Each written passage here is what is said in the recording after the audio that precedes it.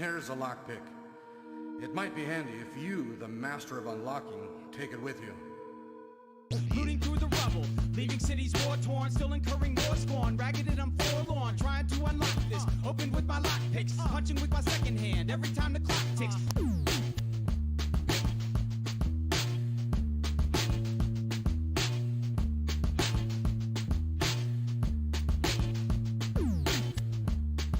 All right, there you go.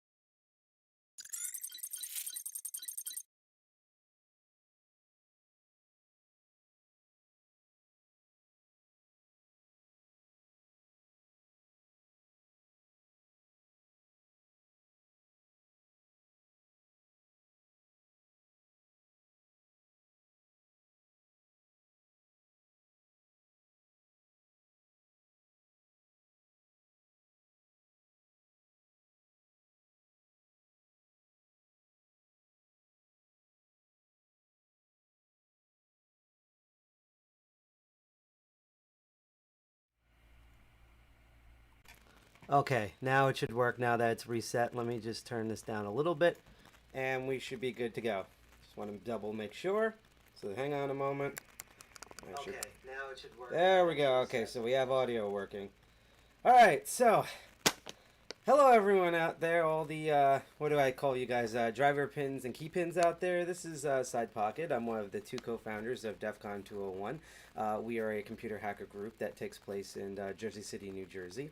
And if you are very interested in like all the activities that we do, as well as some of the other shows that we stream, you can go to our website at defcon201.org and check us out. And hello out there, Hexit 11 or Hexit 11 from Miami, Florida. You're from Florida. My condolences. Someone from New Jersey. We're kind of like, we used to be known as like the Florida, the North, but thanks to COVID, we've actually been kind of doing okay for ourselves. So I want to go over a couple of things. So first of all, today is a Monday. It's Memorial Day. Why are we streaming now? And thank you for pointing out that it's 11. Basically, so I had a conundrum yesterday, along with the crazy hair, where I had a friend's birthday to go to. And I'm going to be really honest about let me adjust that, there we go, about everything that happened. I'm not going to go all the full details, but let me explain what happened. So I had a thing where I'm like, crap, I have to go to this friend's birthday, but then I remembered, hey, I have to teach said friend how to pick a lock. So my thought was I was going to put a bunch of pre-recordings up for yesterday's episode, right? And then record me teaching the birthday girl how to pick a lock so you could see what someone in person like who has no concept of how locks work do and when I teach them. And not only would be a good refresher about picking locks, but you get to see someone discover the joy of lock picking for the first time, which hopefully a bunch of you will today.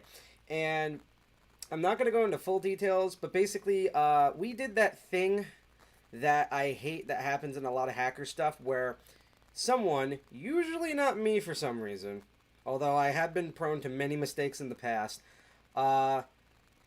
they do that thing where they take something that's really simple, you know, pre-record everything, person that stays at home clicks on to stream, and then it runs, and then when the stream's done, they click off to stream, maybe get the video that's uploaded, put it in the stream itself, done, you know, like 5 to 7 clicks, and just way overcomplicated everything. they were trying to do like Windows 7 and a VM and all that for remote, and basically there was 8 million points of failure and everything failed. So there's a thing that I talk about with hacker stuff where the issue is not making mistakes. In fact, as hackers, we welcome mistakes. The thing is from learning from those. So basically, I mean, I learned some stuff. The other person definitely learned some stuff, but I learned a bunch of things during that, so that's why we're never going to do that again. And I felt really bad because apparently, unbeknownst to me, DEFCON and a lot of other InfoSec and lockpicking organizations reposted that thing because I know this is the more popular show. And, like, that's why I was trying to be like, okay, I have to go to a friend's birthday party, but still do the show, because I know the cardinal rule about streaming of never miss a day that you're streaming. You can be late to your stream, although you try to avoid that, but never miss a streaming day. And I was trying to do everything as possible to not miss that streaming day, but literally due to factors and mistakes out of my control, everything went wonk. And that's why I wasn't planning on doing this today, but essentially I'm doing what yesterday's episode would have been today on Memorial Day. And I know today you're not supposed to work, but I consider this fun instead of work, so that's how we're going to present to it. Before we get into today's topic, I'm going to do my usual spiel as you oogle all the alcohol that's in the background that you can't drink, but if you do have alcohol, drink with us.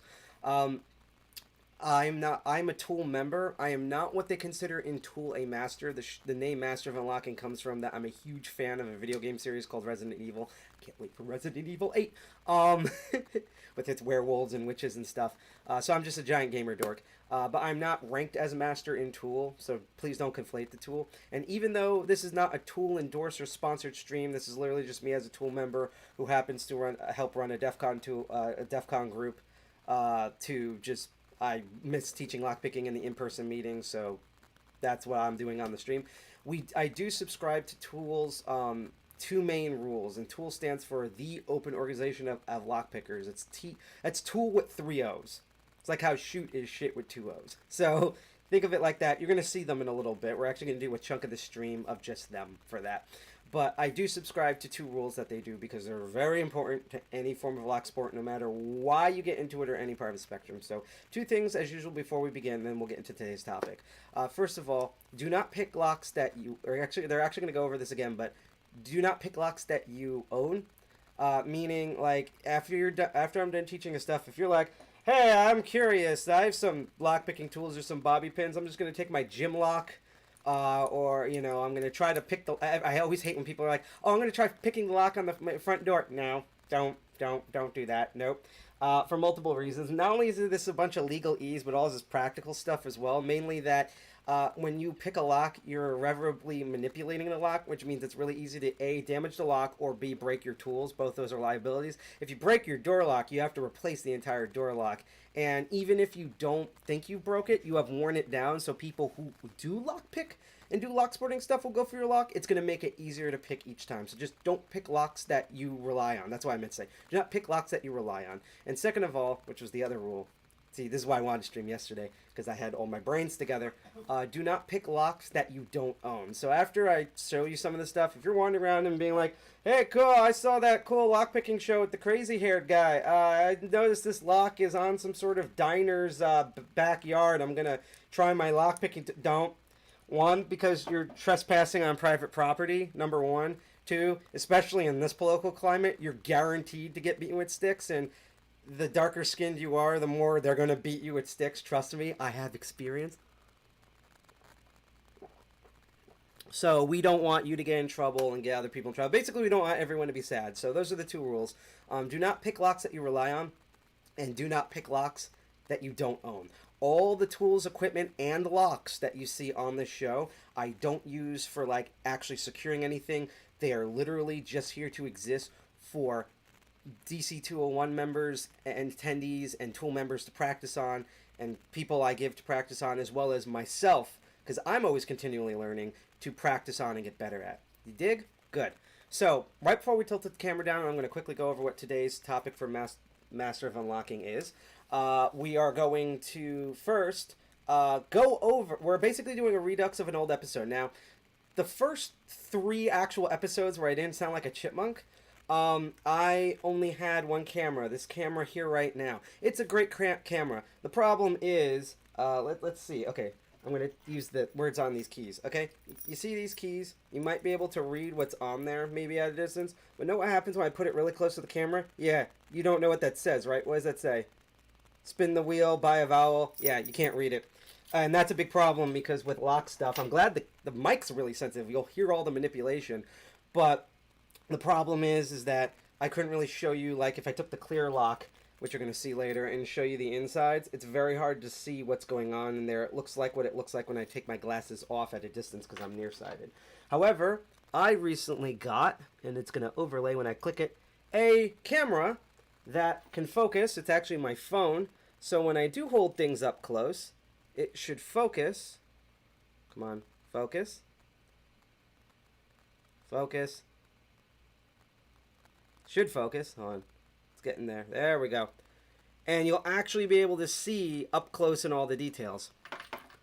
So with that said, as you saw my giant nose, what I'm going to do is a redux of the last episode I haven't redone with this new camera. And that is currently all the different odd lock systems that I currently have. This is not going to cover every single lock system. Eventually, when I get nearly every single common and semi-common lock system, I will do one final episode where they'll be all on the same episode. But I do have a lot of them, and these are going to be all the ones that I currently have. And just as a list, we're going to go over, while watching a really cool 22-minute video that was aired at DEFCON, about how base pin and tumbler locks work. So instead of doing, I will possibly show supplemental stuff. So in addition to me showing the clear lock, I'm not going to be doing my teaching method. We're going to watch one of the core staff members of TOOOL to teach how basic pin and tumbler locks work. And so you'll know firsthand when you ever come to a TOOOL meeting post-COVID in person, when they do have meetings, of how they actually teach this stuff. It should be a nice contrast compared to how you normally see me teach this, because it has some stuff in there that I do, some stuff that I don't do, some stuff that I'm now adding because I never thought to teach that way, and it also has the slides that I can't ever get to load on this computer.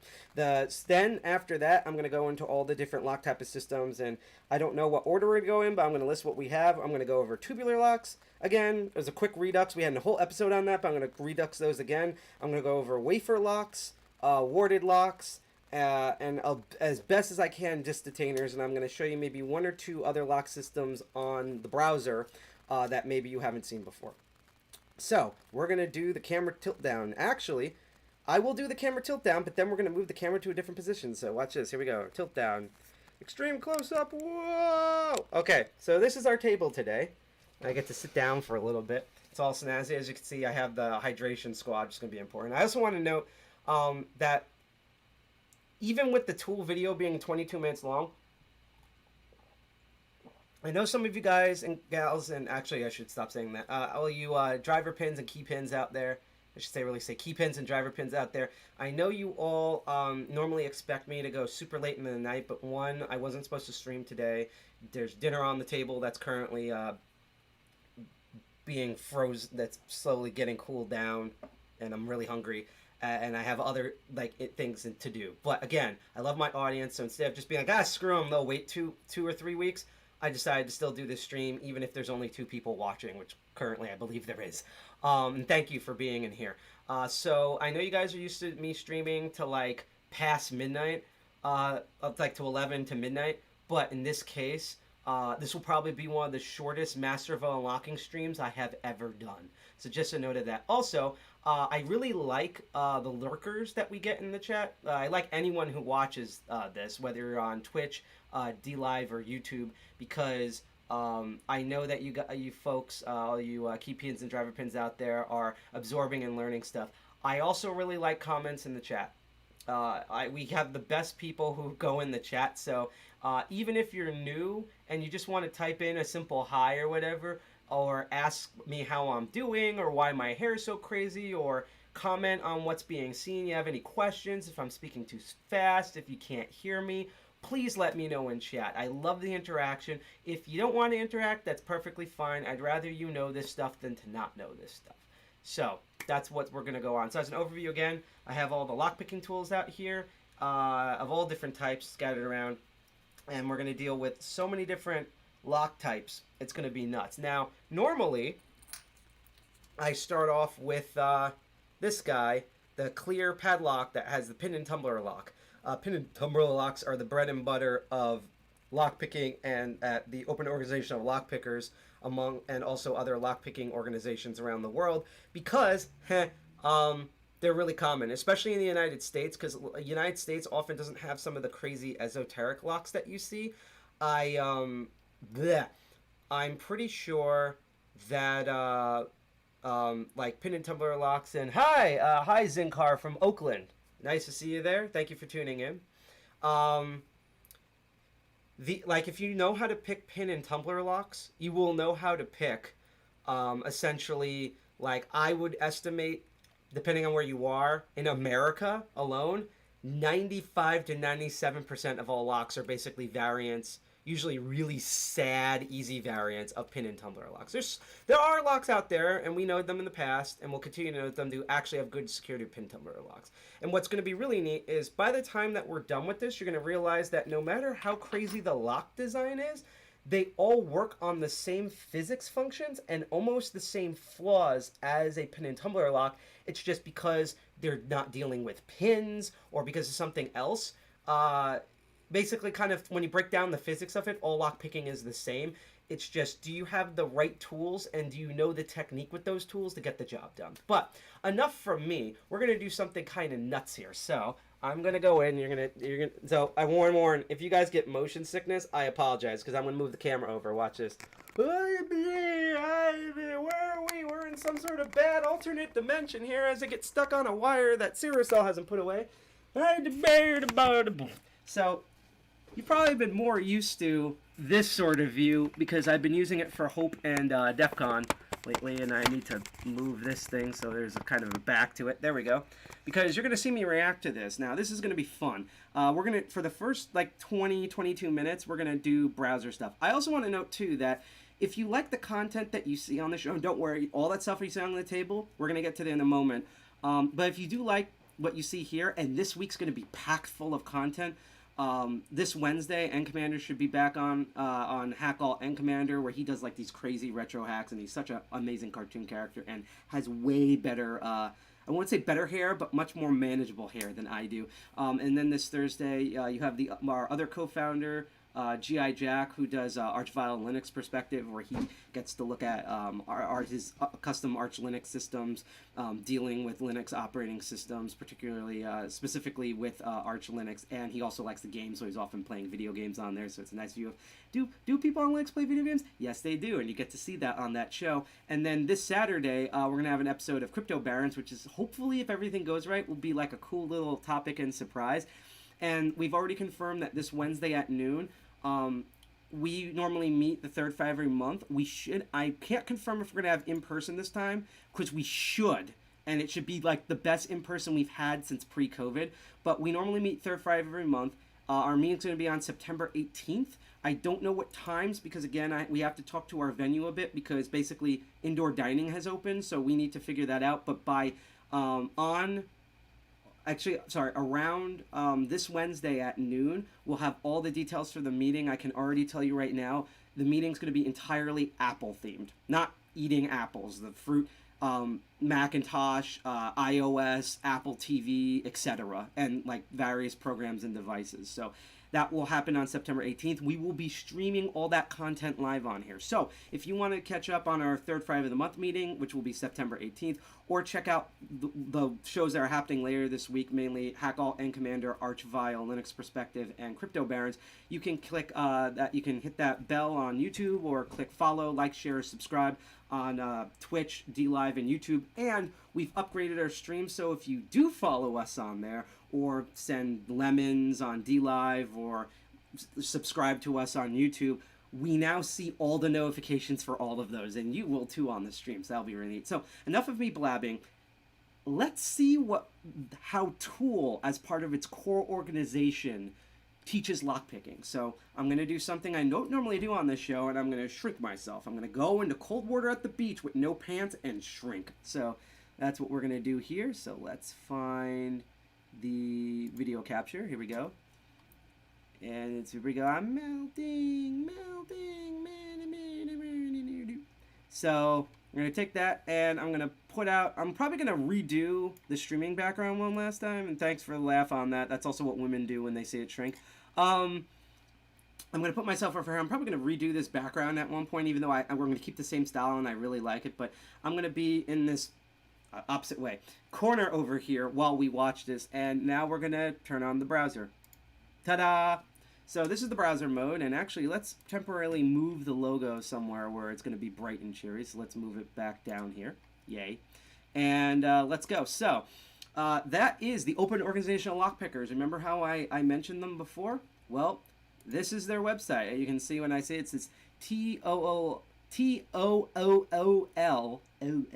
.us, the Open Organization of Lockpickers. Yes, they include the in their organization. I've been friends with. Wow, it's dark over here. What the heck? Huh? I need to get like a. Eventually, I'm gonna get an O ring light over here so I can do my O face. But yeah, I'll probably have to redo lighting here at some point on the show because there's been like an odd thing here with like the way the light works. It's probably because I'm far away from the camera. Let's scoot in a bit. There we go. But yeah, I'm a member of this organization. Their mission is to promote lockpicking and also to make it more accessible to everybody, because the more people know how to pick locks, not only do we think it's a good, useful skill and legal skill to have, but the more people who are working on locks, it's similar to like the info security world. The more people, oh God, really? The more people we have trying to break locks open that they own and that they don't rely on, the more we can find vulnerabilities in these lock systems, and hopefully manufacturers will fix them. And once in a blue moon they do, but there's a whole other thing that I might get into later or on a future episode of why they don't normally fix stuff. So I'll put it this way. If you think Google and Microsoft and GNU and the rest of them are bad at updating their security patches after there's been like 8,000 ticket submissions for them, wait till you see the lock world. But yes, that is their mission. If you want to join, which allows you to interact with their organizations, and when they normally have in-person meetups and conventions, they usually have cool stuff there. You can go to members.tool.us/join. And it's under maintenance. I guess they take Labor Day really seriously. Oh, sorry, it's membership. But yeah, so when it's back up and running, you can join. If I remember correctly, it's about $20 to $25 a month. And you can also get, these are the new leather cases. You can get equipment from there. So if you ever want to own some of the stuff on here, there's also other places I recommend, like Peterson's. Sparrows is a big one that I recommend all the time. Actually, I need to find the mini case for that in order to properly display stuff here. And but if you want like really good tool sets, and I will admit they are in kind of the pricier range. They're not the most expensive tools and lockpicks, but they are really great quality. You get what you paid for on here. And these are the new Necessary 9s that you may have seen on Legal Lockpickers channel. And they have the Wicked Weaves, which if you ever saw that expensive Polaris set, these are the first 4 strike rakes at way affordable prices. So, but yeah, they have all sorts of tools and equipment here to teach. I have both of these practice tumblers, thanks to our co-founder G.I. Jack. Oh, now they finally have a clear see-through that's like a door lock instead of a padlock, so that's neat. So they have updated, because I heard they updated some more stuff, and you can get cool shirts that hopefully one day I'll wear on the stream. But yeah, that's kind of cool. And if you ever want to know, because I'll put it this way, most places in the United States, like the majority, it's legal to own lockpicks. Just again, don't break in anything and don't show up to like a crime scene. It's the same way as I tell people, if you have been gardening in your backyard and you remember, oh yeah, it's gonna be 5 o'clock. I have to pick up my son from baseball practice, and you drive out and the police pull you over, and when they look in the back seat, they see topsoil, dirt, a bunch of shovels, and a baseball bat. You probably know what they're going to be thinking of, even though it's really circumstantial. It's the same thing. If you show up to a Black Lives Matter protest, or they're doing drug busts on the corner, or you were jaywalking or whatever, and they find lockpicking tools, unfortunately they're going to automatically assume you're doing a crime, even though you haven't done it yet. But just in case you want to read more of the legal stuff on here, not only did Tool did a really good special on the legality of lockpicks, but if you go to, that's the bylaws page, but there's a secret page I'm going to show you guys, which is tool.us/laws, laws.html. That gives you an entire map of the United States of legality. Green means good. And it breaks down by each state if the laws are either not specific or illegal. And if there's an issue like in Mississippi, because of course, it will let you know what's there. And this is a great, constantly updated breakdown. And I know they have like a booklet in Australia. And as I said, the only odd one out really is Tennessee. And like, you know, I'll put it this way. I've been to Tennessee twice, and I still drink copious amounts of alcohol to forget visiting Tennessee. So, like, no offense from anyone who lives in Tennessee, but in the same way there's a lot of people that don't want to go to New Jersey. Yeah, that's kind of like our version of I don't want to go to New Jersey, stay away. But that's Tool. And speaking of Tool, what we're going to do is we are going to go over to the U of Tubes, and we are going to look at so a bit of background. DEFCON happened virtually. They did what's called DEFCON Save Mode because, you know, people can't stop wearing masks and coughing on each other in the United States. So we have to be the best at everything, including how many people can die from basically a mutated cold. And they did everything goddamn virtually because no one wants to wear a mask anymore. And so they had their own village. They've had a Twitch for a while, so this was broadcasted on their Twitch channel.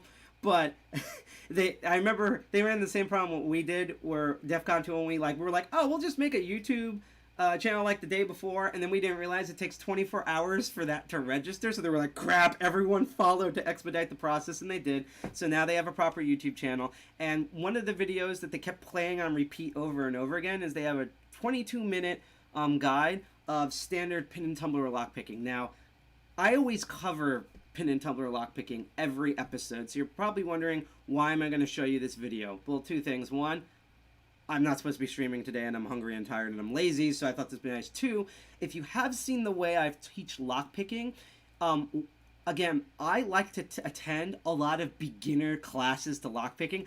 Obviously not because I'm a beginner, although there is stuff that I'm definitely still learning, and there's still a lot of stuff that I get stuck on that I need help.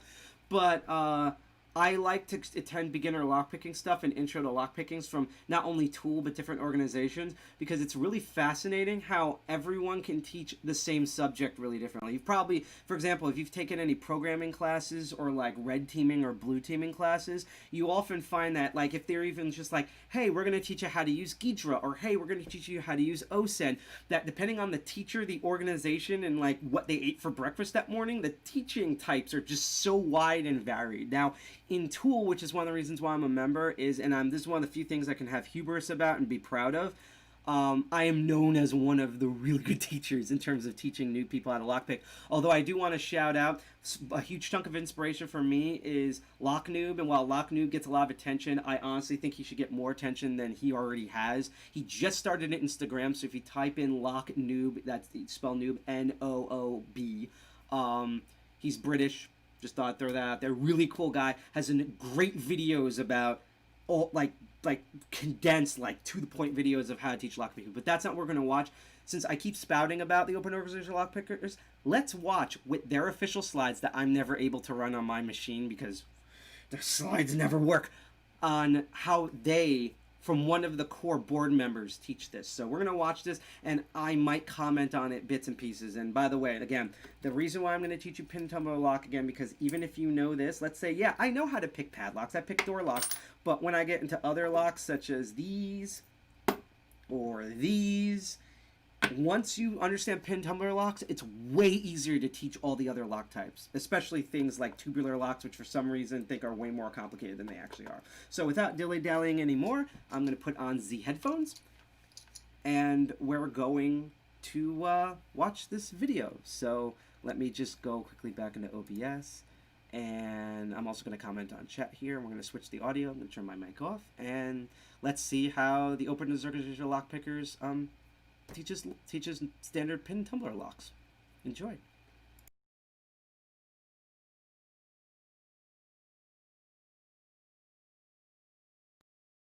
Welcome to the Lockpick Village.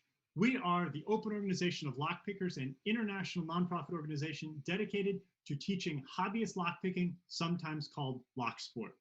This is the Tool Introduction to Lockpicking talk, where we will teach you real lockpicking over the course of the next 20 to 25 minutes. To begin with, though, we have some rules. Because we are the good guys, the white hat hackers, ethical lock sporters, we have two rules that we're very serious about. First, don't pick locks which you don't own, which includes the locks in your apartment or the other institutions that you're at. And also, don't pick locks upon which you rely. We want lockpicking to improve your safety and improve your ability to control your surroundings, not damage the locks or damage your personal safety. So follow those two rules. Help us improve the impression of lockpickers and help yourself stay out of trouble.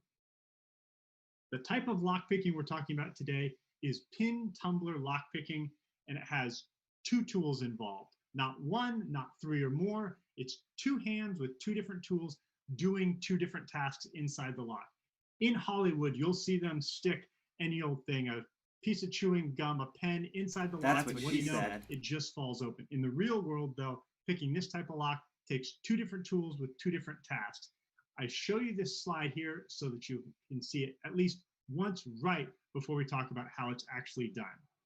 As for the type of lock, that pin tumbler lock, well, that's the famous lock profile that you've seen just about every day if you're in North America and many places outside North America. Whether you see that shape in a deadbolt or a padlock, or any time that you see that familiar curvy shape, that's the pin tumbler lock. And since about 1865, it has been what we mean when we say lock in North America.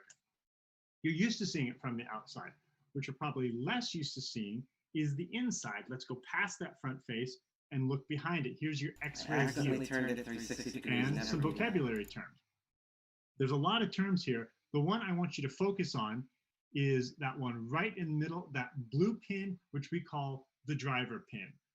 Obviously, they're not red and blue in real life, and we can't really refer to them as one pin, two pin, red pin, blue pin, nor can we refer to them as top and bottom pin, because in Europe, when they have these types of locks, they can often be inverted. And since they've been doing this longer than we have, they win. We don't call them top and bottom. We give them functional names.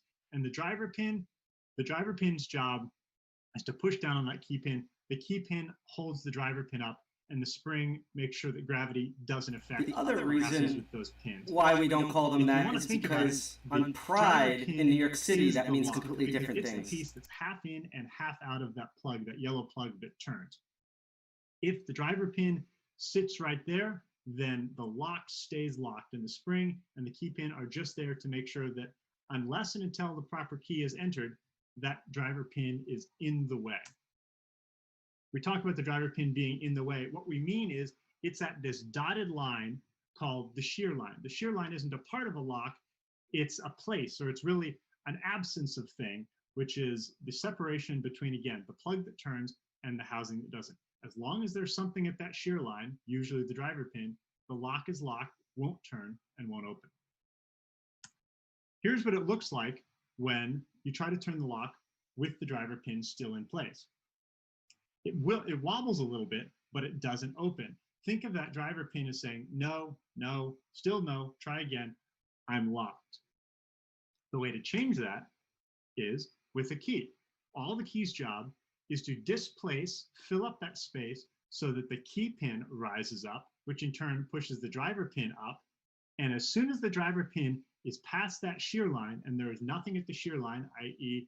the key pin is all the way in and the driver pin is all the way out, there's nothing blocking the plug can turn and the lock can open.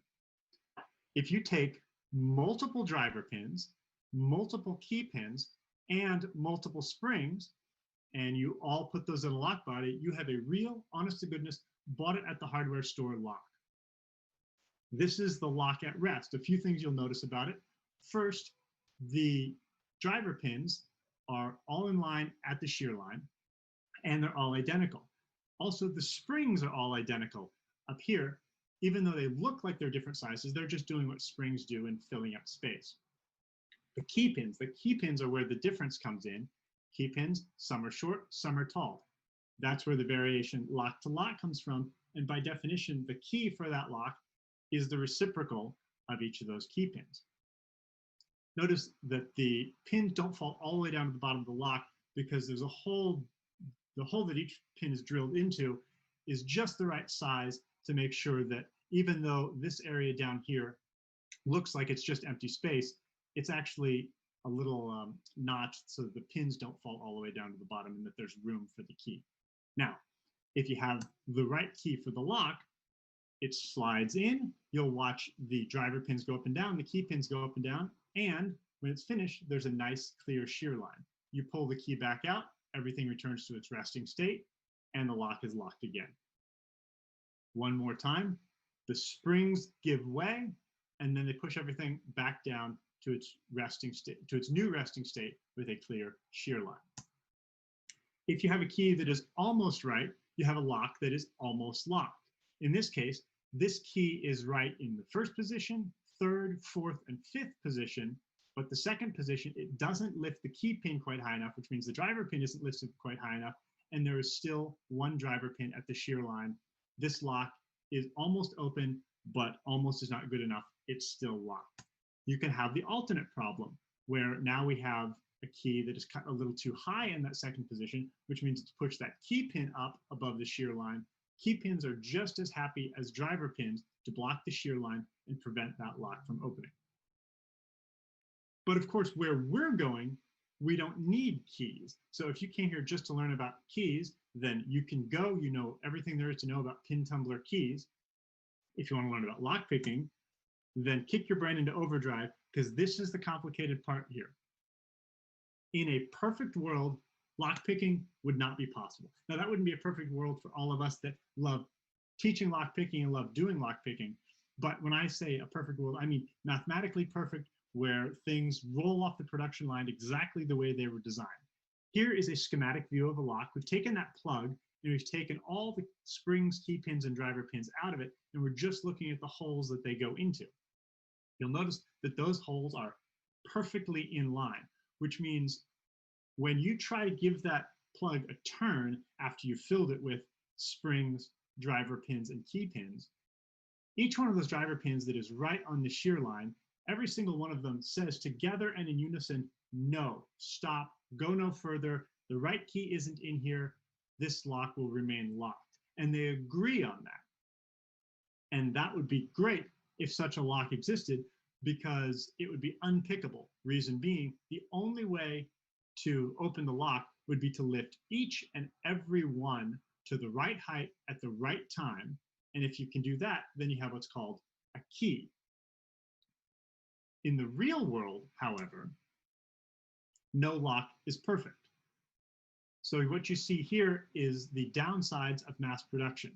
Cheap locks, not bad locks, just inexpensive locks built with different priorities in mind, cost effectiveness being one of them. So here you see the chipping, the marring, the misalignments, the rusting that comes from a real world piece of equipment.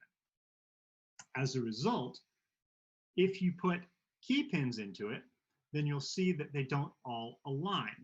In fact, up here at the top, the holes have drifted fairly far to the left, and down here at the bottom, the holes have begun to drift to the right. Of these 1, 2, 3, 4, 5, 6 pins, only about one of them is in the center where it's intended to be. All the rest of them wobble a little bit. So here's what it looks like in the real world. We've taken this plug again, and we've redrawn it to be schematic of what you'd see in a real lock in the real world that was manufactured off a real manufacturing line. And you'll see that all the holes are still there, but now they wander a little bit.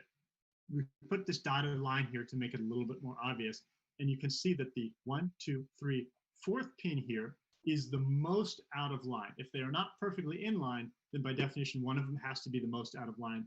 In this case, in this particular example of a lock, it's the 4th pin that is the furthest to the right, which means if we were to give that plug a turn, well, it wouldn't open because it's not that bad, but what it would do is it would stop on the one and only one driver pin that is actually in the way, which is the one furthest to the right.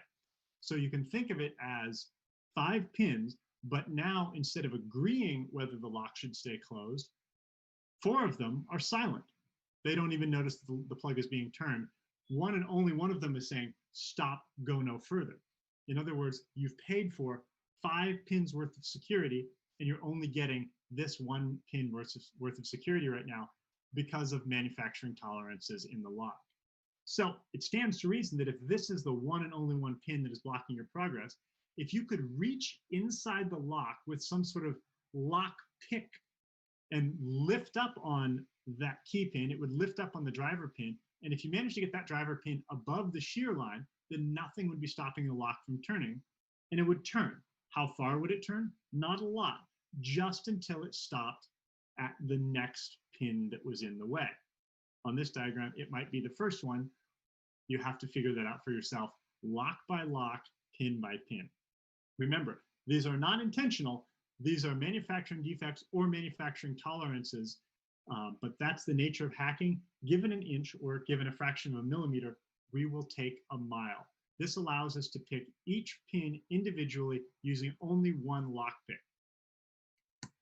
So let's go look back at that attempt without a key. If you turn the plug turns a little bit and then stops on that driver pin. We call that the binding pin. If you can find the binding pin, then your job is solve the binding pin. Lift up on it just enough such that the key pin pushes the driver pin above that shear line, and watch what happens, something magical. The plug turns under the driver pin and the driver pin can't go home again. One more time. Once the driver pin goes above the shear line, the door closes behind it and it traps it up there. In other words, it's mechanical autosave. It's like a ratchet mechanism, not designed that way. It's an effect of the manufacturing tolerances, and we're going to exploit the heck out of it to allow us to set multiple pins in a row until there are no more to set and the lock falls open.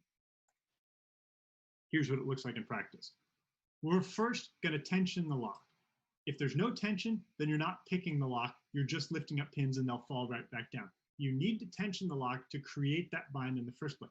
Once you've created the bind, your next That job little is shadow find the L bind. is Go the through tension wrench. the pins sequentially, lift up on each one till you find one that has a little bit of a grind, crunch, creak, something, anything other than the squishiness that says it's not the binding pin, it's just the spring. This may take a little bit of practice, keeping track of where you are in the lock and learning how to feel the subtle differences between the pins. That's the skill of lock picking. But as you get better at it, you'll be able to find each binding pin, push it up just the right amount, get the click, get the feedback, get the little bit of turn of the lock that tells you it's set, and then you go on to the next one. Do that for as many pins as there are in the lock, and the lock will just fall open. This is not like a big safe lock where you gotta ka-chunk it open at the end, because you've been turning since the very beginning and taking away each and every obstacle to the turning. So if you just put the tension in, start turning, that same constant steady pressure will serve you all the way through the end. And every time you set a pin, the lock will turn just a little bit more until when you've removed all the pins in the way, it will just fall open. Now let's take a look at one of the most common problems in lock picking that will stop you cold, especially if you don't know to be on the lookout for it. We call it overlifting, and that's when you replace one problem with another by putting the key pin up above the shear line where the driver pin normally is. Bane of this person existence, picking along no matter what had your a short experience one level in the is. 4th position and another short one in the 3rd position, which means when it comes time to pick the last one with a little bit taller key pin, they lift it too high and it gets bound above the shear line. The only way to get out of this position is to release your tension down here, shake the Etch-a-Sketch, and lose all your progress. So just like getting a haircut or salting the soup, you can always go back and do more. It's very hard to go back and do less. So light hands, small movements. Remember how small these pieces are and avoid overlifting. You'll save yourself a lot of trouble. And of course, if you do get stuck, that's okay. Shake it out, shake your hands out, shake the lock out, start over. You'll do better next time. We've talked a lot about what this hand is doing using the lock pick, but let's talk about the unsung hero, the turning tool. A lot of very intelligent pickers will tell you very seriously that in all practicality, the turning tool is what picks the lock, because the turning tool is responsible for putting that all important, constant, steady pressure on the lock. As far as how to apply that pressure, well, first, we like using that big finger, the precision digit, and put it far out on the turning tool so that you can use leverage and amplify any feedback you get. Next question, how much turning pressure? And I will tell you honestly, there is good reasons to do light pressure and there's good reasons to do heavy pressure. And someone who tells you one or the other isn't wrong, they're weighing different things.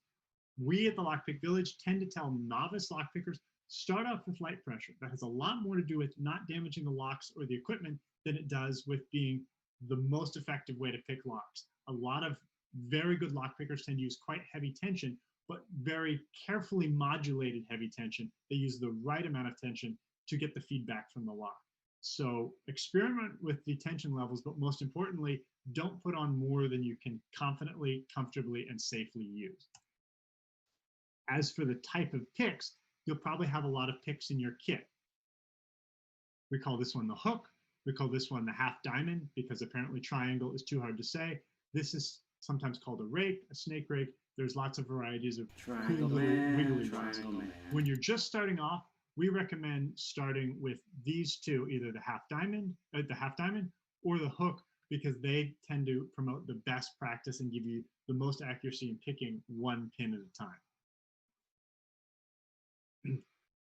Now, as you're starting off, there's a tendency to figure out how you want to lift in the lock. You can put it against the bottom, you can put it against your finger, you can float it in midair. Whatever works for you, mindful of the task that you're trying to do, which is feel very small things in a lock and get it to turn. So don't add any more friction for the lock than you need to, and don't rub up against the sides or other material in the lock more than you need to. But mostly it's a matter of personal choice, except that if you're doing something like this rocking lifting, I want you to make sure that lifting doesn't turn into crowbarring. These are precision tools, and if you're really digging, especially if you're using really heavy tension and you start getting really firm binds, there's a tendency to start crowbarring and the pick starts to bend, which means it's no good for anyone. If these are your tools, then that's too bad because you're out of tool. If there are tools, it's almost worse because then not only can we use it, but no one else can use it either, and it makes it harder to put on lockpick villages like we love to do. So as you're picking, be gentle. Remember that these are precision tools. I put up the picture of the bunny here, not because I think you're children, but because I know I've thrown a lot of complex information at you. And if I show you a picture of a crying bunny, you'll remember, be gentle, ease up, use the tools with precision. Now, if you're just starting lockpicking, there's a great activity that everyone would benefit from, and that's this. Pull the turning tool out of the lock. Just for this one time, don't try to pick the lock. What I want you to do is feel the tension. Think of this as a tension taste test, or as a springiness taste test. Reach into the lock with the pick of your choice, and on that one pin, just lift up on that pin. This is especially great if you have a lock where you've taken all the other pins out and there's just one to focus on.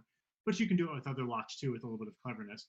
Just lift up on that pin and feel what a springy pin feels like without any tension. Then, and only then, add the turning tool so that you have a little bit of tension. And now, if there's only one pin in the lock, you've created a binding pin. Now go in and try that one on for size. Feel that binding, grinding, crunching, scraping. Characterize it however you want, but being able to tell the difference between that binding pin and the unbinding pin without tension is the essence of lockpicking, and zeroing in on that feeling will make you a much better lockpicker. Of course, the most important part of lockpicking is practicing, and at TOOOL, we've gone to a lot of effort to create practice locks specifically designed for learning lockpicking. If you're at one of our lockpick villages, we have multiple locks that have some of the pins pulled out of them, so you can go from a 1-pin lock all the way up to a 6-pin lock and learn as you go, but you don't need TOOOL locks to practice. You can get locks at your hardware store. You might find padlocks like this. They work fine. They're cheap locks, but they'll teach you enough about lockpicking. You can also find just regular door deadbolt locks. It doesn't matter what type of locks that you get, as long as you sit down with them, you practice with them, and you have enough of them that you have the variety. So you're not learning how to pick a particular lock, you're learning how to pick locks in general. Because you're at home, I wanted to run you through some frequently asked questions that we often hear, see if we can get you set up on the right path. Preston, how do you hold the lock? What we like to do is turn the lock so the top part is deep in the web of your hand, and then you can close these two knuckles here over the lock, holds it fairly gently but securely, and then if you stick out that index finger, the turning tool will just rest right against that index finger, giving you the right amount of pressure. How do I hold the pick? Well, think of it like a scalpel. This is a surgical tool, so hold it like a scalpel. That pencil grip works great.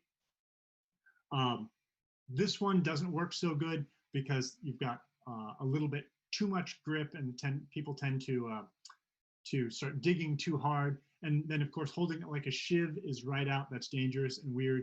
Avoid that. And if you happen to have locks that are out of their housing so that you can see the back of the lock, which people don't typically see. We want to make sure that you know that the pick goes in this part, this shiny silver front. If you can see the back that looks like that, that's the wrong end of the lock. Go in the front. You'll have a lot more luck. Now, lock picking, not supposed to be easy. This is new. This is a skill-based exercise that evolution has done nothing to prepare you to. So I want to make sure that as you're doing this, be nice to yourself. Relax. If you want to have a beer, talk to somebody. That's all part of the fun. That's what we do when we're doing tool meetups. We sit around, we chat with each other, we relax, we have fun with it. And if you don't know what that animal is, now you have seen a baby wombat and your day is better.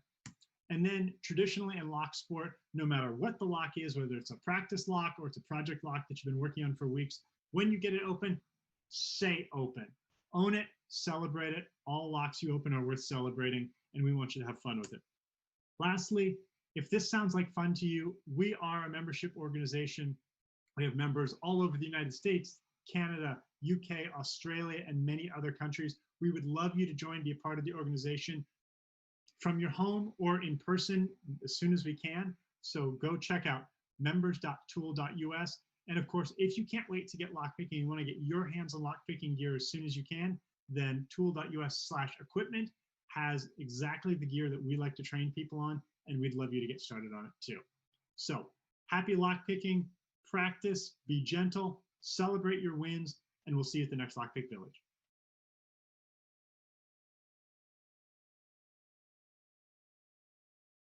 Okay, so that was Tool's own guide to how to pick locks. And they did it really well. I got to watch this stream. Just as a reminder, I'm going to turn the browser off, and then I'm going to move myself back and make myself huge. So yes, and yeah, don't thank me. That's from the Open Organization of Lock Pickers. Can't remember if that's the same guy who also did the lock picking at like the actual workshop at Hope at Hackers on Planet Earth. But so don't quote me on that. It might be the same guy. I'm not sure. But that's one of the upper staff people, and that was his take on it. And again, I wanted to be lazy. I was doing some picking just to get into it. Unfortunately, I only got up to 5 pins in that time. But that's how they normally teach it. Now, when you go to your local tool meeting, there's probably different variances. I know that I go between the New Jersey one and the New York one, and all the slides are the same, and it's mostly the same information, but they usually have different things. A big thing that he probably should have mentioned is, let me find a simple one I can open. So this is a basic 2. These are specifically the tool practice tumblers that you can, I believe, get for $80. They go from 1 pin to 6 pins. And by the way, the reason why there's the 1 pin to rule them all, is because that's mainly for, well, A, gives people immediate gratification. Let me take a sip of water for that. I'm probably going to have to refill in a moment.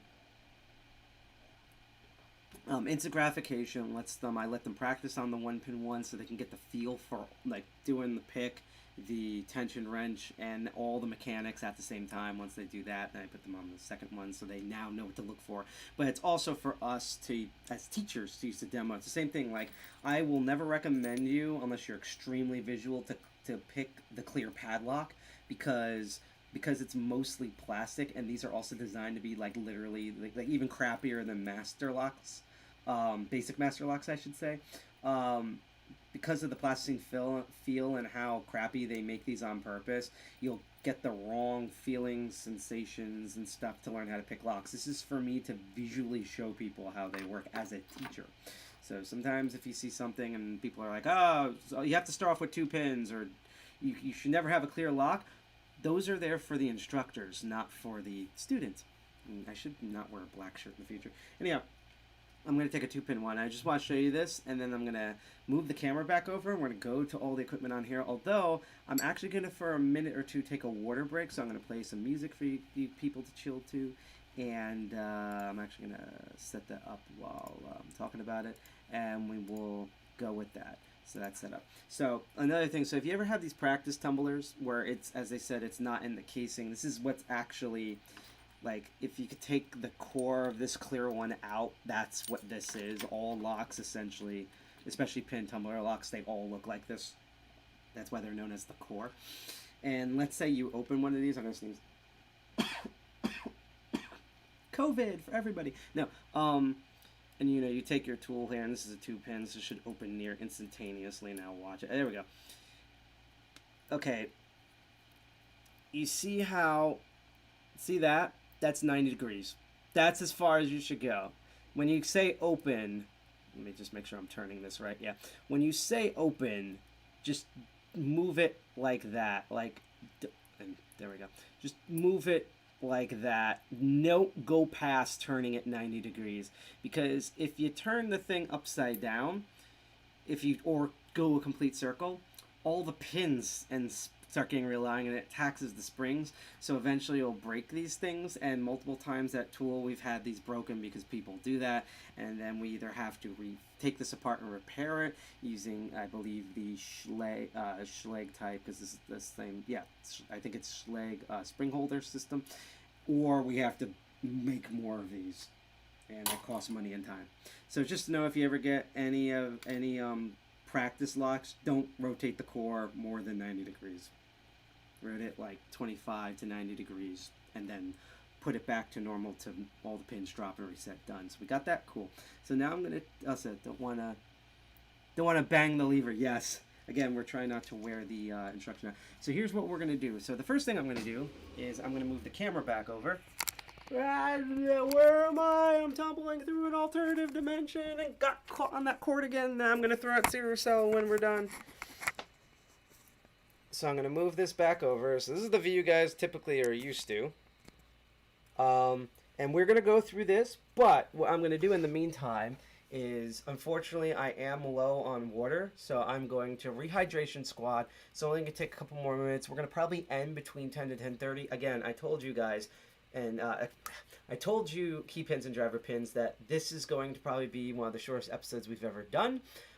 This is a Redux, so that's why I just want this, because we have, if I can click over, we have the way better camera up here, even though it's slightly misaligned. There we go. That's a lot better. So maybe a little bit back. There we go. So because we have the better camera. So what I'm going to do is we're going to go away from keyboard. Don't worry, I'll be back. I'm going to play some music. Just give me a minute or two just to refill the water. And we're going to go through all the different variants that are not a pin tumbler lock, or set up completely different, like completely alien than what a pin tumbler lock is. So I'm going to move the, where is this? Hold on. Before I do that, let me just, let me move the logo up to where it usually is, because it's in a lot better position normally. Ta-da. And actually, there we go. Ta-da. Or, I really need to stop wearing a black shirt. There we go. I'm going to move it over here in the meantime, and see you in a minute or two.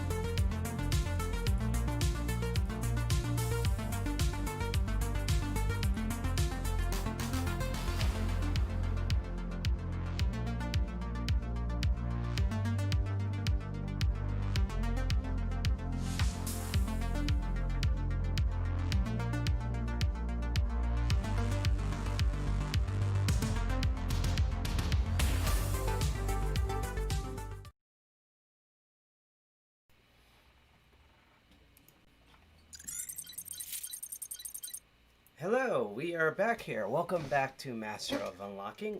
This is the show where I, as you can have a cameo from a Harry Potter book that I'm going to throw in the background. Get away, turf. I teach people lockpicking and lock sport on the live stream. So, welcome to here. My name's Sidepocket. For those of you who may have been returning back, I'm one of the two co-founders of DEFCON 201. We are a computer hacker group that do physical and digital security. And we meet normally the third Friday of every month. Our next meeting is going to be September 18th. We're going to announce more details about that this Wednesday. If you want to know about our meetings, you can go to our website at defcon201.org. We're also on various social media, like we're on defcon201.org on Instagram, and we used to be on TikTok. We have a Mastodon at hostux.social, HOSTUX.social.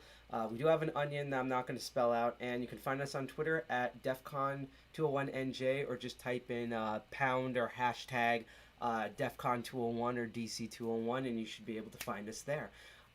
If you also like this show, or you want to make sure you don't miss the live stream of our meeting on September 18th, or catch some of the shows that are going to be happening later this week, such as Hack Alt and Commander this Wednesday, Archvile Linux Perspective with our co-founder G.I. Jack, or learn more about blockchain technologies with Crypto Barons, which is my show this Saturday.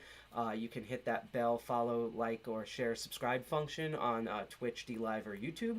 And we also just recently upgraded our setup where if you do follow or like us on any of those platforms, I actually now see the notifications pop up, whether you're on Twitch, DLive, or YouTube. So, and again, we like our lurkers because we can tell that you key pins and driver pins are all learning from what we're doing. But if we're going too fast, or you can't hear us, or you have any questions, just please let us know, and I'll interact with you in chat. And I love taking questions and interacting with the chat. It's really fun.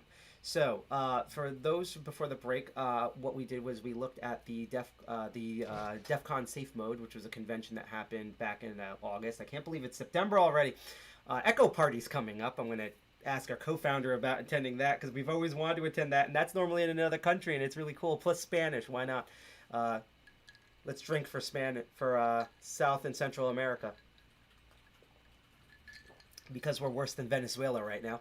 Anyhow, so what we did was we watched the DEFCON Safe Mode. There was multiple different lockpicking stuff, and there was a dedicated lockpicking village that was run by an organization that I'm part of, known as TOOL, the Open Organization of Lockpickers. That's TOOL with 3 O's.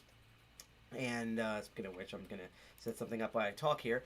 We got to see a video that they aired throughout the entirety of DEFCON Safe Mode about how to pick basic pin and tumbler locks.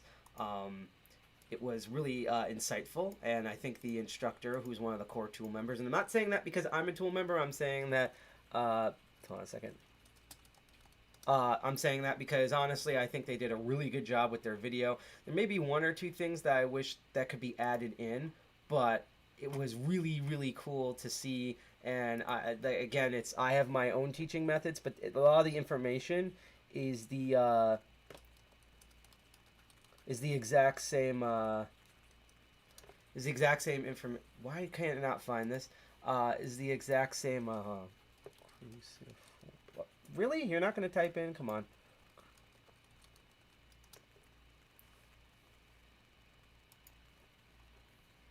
Let's see. Is there a link to any of this? Nope. Just going to keep this page up. So, but no, it was really insightful. And the information was really solid. So I am going to do a quick redux of what they just said, just so that you keep up here. As they said before, and this is where I start using the close-up camera. So as was said before, this is kind of what it looks like on the inside of a lock. As you can see the key pins and driver pins up there. When I take the key out, you'll notice that they're all at different heights, which means that no matter how much I turn the core, this thing will never move, because physics.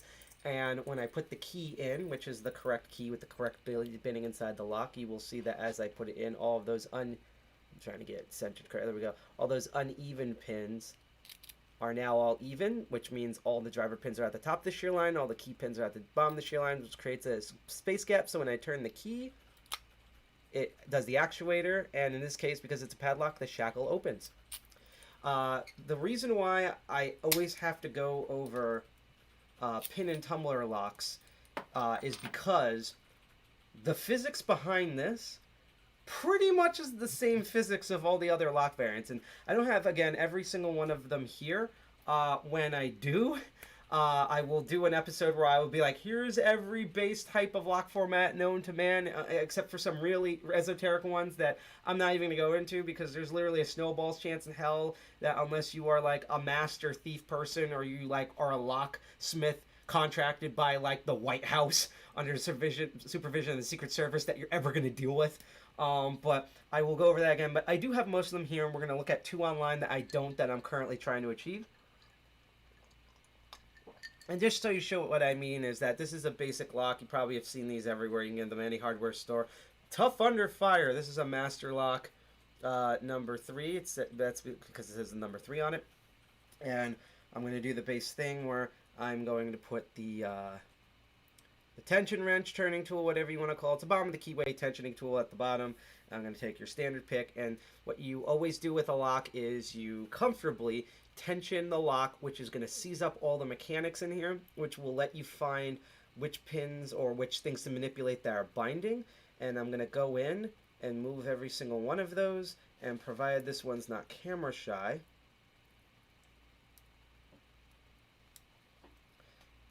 I put them into place, which means I can turn the core, which moves the actuator, and we get an open. So just to show you on a real lock, that's how that works. Let's start going crazy, and we're actually going to do something that we covered on a previous episode first, because it highly relates to this. So, have you ever been to like a soda machine, a soda dispenser, or a vending machine, or an elevator, or a bike chain, and you saw one of these on there, and you're like, what the heck is this metal nipple, right? We covered an entire thing with a previous episode. Well, this is known as a... I just blanked out. The nickname for these is a Chicago lock, because it was made by the Chicago Lock Company. This style is also known as a tubular lock. I love saying them that way. And a lot of people get stumped by these. This is usually like the next thing that, like, after you do base pin and tumbler locks, which are like 95 to 97%. If you're in Europe or Asia, I would say 90 to 92% of all locks are these, because we're going to get into secondary most common lock in Europe and Asia that you'll find that you don't usually see in America, but there are uses for them in America. But this is where people start getting stumped, and this brings up a good point. Yes, there is actual security measures for pin and tumbler locks and most locks in of their mechanics themselves. We covered in the past security pins, security key pins, driver pins, paracentric keyways, other oddities, etc. But a lot of lock security is literally security through obscurity. Meaning, they want you to look at this, go, what the heck is this? Struggle with your basic tool set that you have that eats most of these locks, and give up. And what's nuts is, most of these types of locks, especially this one, are actually trivial to pick. The thing is, you don't have the tool that works the best with this, and you might also not know the technique with those tools in order to open something like this. So we're going to go into this. And I'm going to do that because I have a clear one. So just like I have the clear padlock, I have a clear tubular lock. And we're going to go for the close-up camera on this and try to get this into focus. So as you can see here, this is the same lock as that other metal lock there. And you can see inside of it. And you can see the key pins and driver pins. That's unusual. Where else are we seeing key pins and driver pins? We've seen them in the clear padlock. So then why does this look so weird? Well, it took me a while, but I actually figured out a great way to describe it. And that's using a piece of paper and a pen. So, let's look at the padlock, right? The clear padlock. Let's try to sketch out what it kind of looks like here. So if we put them next to each other, and you guys are going to see this upside down, what we have here is, let's just say this piece of paper is like the inside of the core, right? And the Bible, the Bibble. So let's just say, actually I'm going to turn it upside down for you guys because it'll make a lot more sense this way. So let's say this is the core, and we're going to do this. So obviously there's a bunch of springs, which I'm going to make these little like scribbles for the different springs in here, right? Let's just say this has like 1, 2, 3, 4, 5, 6. It's a weird lock and it has 7 pins, which actually is pretty common for the tubular lock, right? And then we're going to put a bunch of soda cans in here. The soda cans, as I like to refer them as, those are the driver pins that are really poorly drawn, but this is literally just to show you conceptually. And then, which is the stuff that the lock interacts with, we have our little smiley face, like I call it the sticking out tongues, the little bullets in three-dimensional space, and they're at the bottom of the driver pins, and those are known as the key pins, and they're called that because they interact with the key. So we just sketched this out. So what you see in here, right, this drawing we made, is exactly what we've seen here, right? With the springs pushing on the driver pins and the key pins, and the driver pins are above the key pins. The key interacts with them like with this key, and they're all uneven, and when you put them in, they're like that, right? Now, here's what's crazy. Here's what it looks like in here. You just take that linear padlock that I showed you, where all of them are lined up, and you take the piece of paper, and you curl them around until their butts touched. That's a tubular lock. Let's get this back in focus. This is a tubular lock. All a tubular lock is the same linear pin system that a padlock is, except it's done in a circle in 3 dimensions. So instead of a flat, straight key that you would use for the in and out 2D linear motion, what the key is the same thing, which I can actually draw. So let's go back again, and we're going to take the key, and we're just going to do the bitting. So maybe it's like a low, and then a high cut, and then there's another mid cut, another high cut, and like a super low cut, and then another mid cut, and another low cut, and we're done, right? So it's the same principle. A tubular lock key is we've taken this flat bitting on the key, and we curve it in a circle. But it's the same principle. It's still springs, key pins, and driver pins. So this thing that everyone thinks is so insanely complicated is literally just basically a master lock, where instead of the pins, springs, the key pins, and the key being one flat 2D point A to point B surface, the point A and point B are just done in a circle. And you can see that by looking in a see-through one. So like that little notch is the start of the pins. And then if I get this in focus, come on, focus, focus. Look at my hairy knuckles, damn it. All right. So this will get into focus in a moment. Come on, get there. You can get there. You can get there. That's why I have you, camera. I know you can do this. I know you can do this. Usually, sometimes it needs like a background in order to focus on, so... Alright, it's a little drunk today. Let's try this. Let's actually try this with like my hand. Or, let's bring a different object and then replace it. Come on, focus. There we go. So, as you can see here, you can see those are the springs, all in a circle, and then those are the driver pins that are in the way of the shear line and the key pins. And if we take the key and we put them in and press down, you'll notice that, and it lost focus again, but it should focus soon. Let's do the trick again. It's probably a lighting thing. There we go. What you'll notice is that when I press down, all the key pins and driver pins are at the shear line, so as long as I keep that same tension, I can rotate and turn that lock. Now, the reason why this stumps, because you can pick these open with a normal pick set. The issue, as I showed off in the previous episode that I'm not going to try, is that because it's in a circle, that means when you shift all the key pins into one position, they will fall back down the same holes the driver pins are in, because they're all not being tensioned at the same time. And thus that means you'd have to pick this 5, 6, 7 times in order to do a full rotation or a half rotation in order to move the actuator and open the lock. What you are going to need to do instead to pick this open, which is much easier, is to use what is known as a Tubular Impressioner. And I'm going to first attempt to... actually, you know what? I'm not going to show you this on the clear one.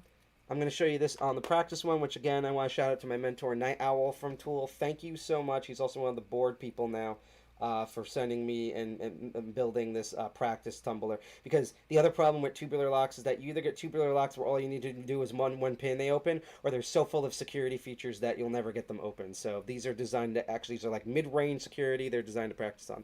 And this thing kind of looks crazy, but all this is, remember I said that the pins are just all in a circle and thus the keys are 2D in a circle? Well, all this Impressioner really is we have taken